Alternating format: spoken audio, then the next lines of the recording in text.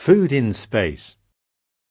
In the following conversation, you're going to hear some new words. Read and listen to them.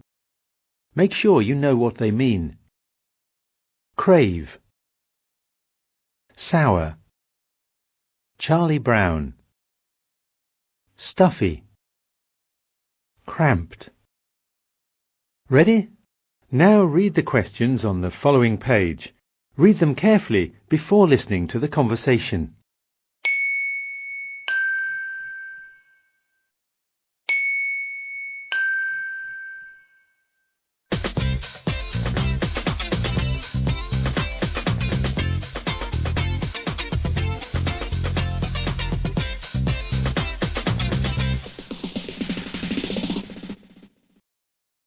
If you're planning to take a long space voyage, here's some advice. Bring Tabasco or the hot sauce of your choice. That's because there's evidence that astronauts like to eat spicy food in space. And since NASA likes to keep its astronauts happy, the space agency is asking food scientists to help them create a better menu for future missions. My name is Joe Sexton, and I talked to Professor Gene Hunter from Cornell University about the reasons behind this request. Gene Hunter is a food engineer at Cornell University, and she's helping NASA design the menu for future space voyages. Welcome to our program, Professor Hunter. Hello, and thank you very much for inviting me. It seems after some time in space, astronauts start craving foods they might never have liked on Earth. So, what kind of foods do astronauts crave while they're in space?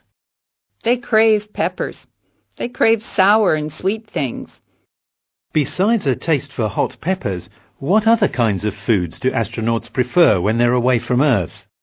Foods that rely on smell are less preferred. Really? Why is that? That's because most of our sense of taste is based on smell.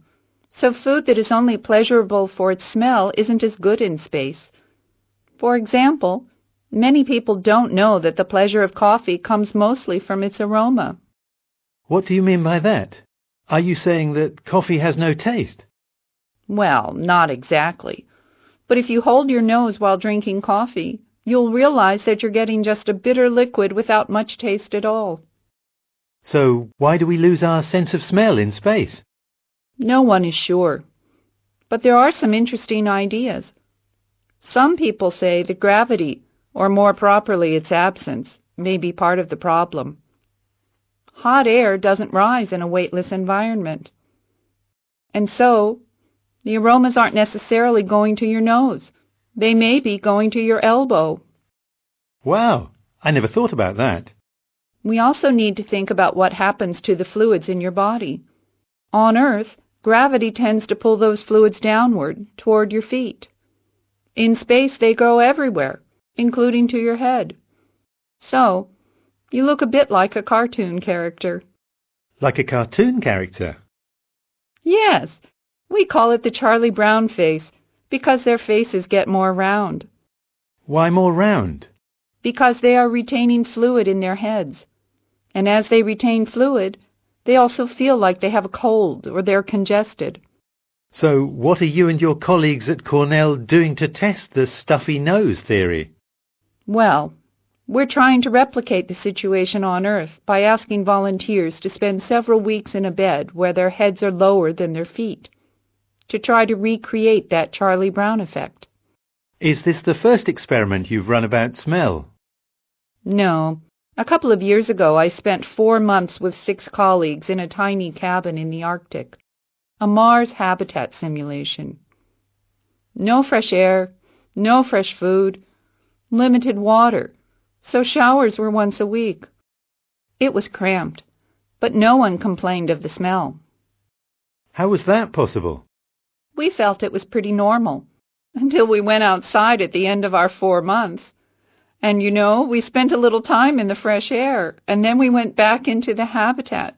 Oh my God, it was absolutely unbearable. So what do you put on the menu for people who are losing their sense of smell and can't get fresh food for months? Now we're planning to run another Mars habitat simulation to help NASA come up with some ideas. One of the most common foods is dry vegetable protein because it can be kept for a long time. I see, but does that taste good? It's okay. I mean, it looks like dog food. It tastes a little bit like dog food. But with a bit of creativity, it can be quite good. We want the people who will take part in these simulations to be creative with their cooking.